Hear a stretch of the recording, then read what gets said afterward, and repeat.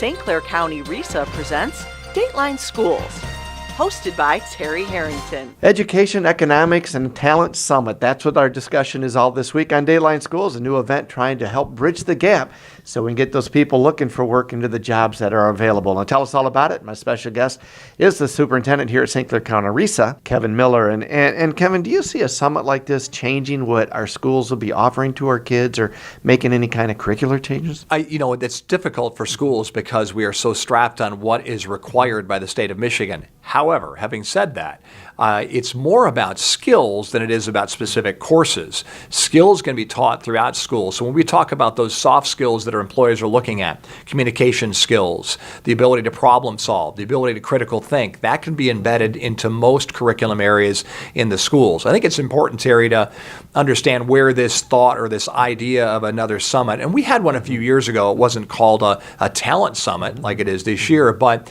I think it came out of an EDA retreat that I attended in June. I'm on the Economic Development Alliance's executive board, and I was sitting there listening to the conversation from the business folks in the room thinking, man, I wish that our 7 superintendents from our locals were in the room right now hearing what businesses are saying. It's enough for them to hear it from me when they see me periodically, but I'd really like to have them hear it from the business community themselves. Do you find that we have good partnership with the business community, with the schools, the EDA, all of those kind of groups here in our area? Yeah, that's a good question. I think I touched on it briefly yesterday in our conversation.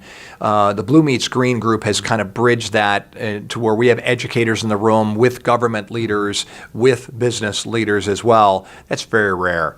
So we do engage in these conversations all the time. And the fact that the Blue Meets Green spun off a subcommittee that we call our Career and College Readiness Committee years ago tells you, I think, all you need to know that group has a vested interest in all of us heading in the same direction. Do you see this as a one-time thing, or is this going to be a stepping stone to some greater things in our area? I think we hope it spurs action coming out of it so that then the next time that we get together, we're talking about, okay, what did we do? How effective was it? What right turns and left turns do we need to make now? So, yes, I see this as kind of an ongoing discussion. We'll be back with more tomorrow. For Dateline Schools, I'm Terry Harrington.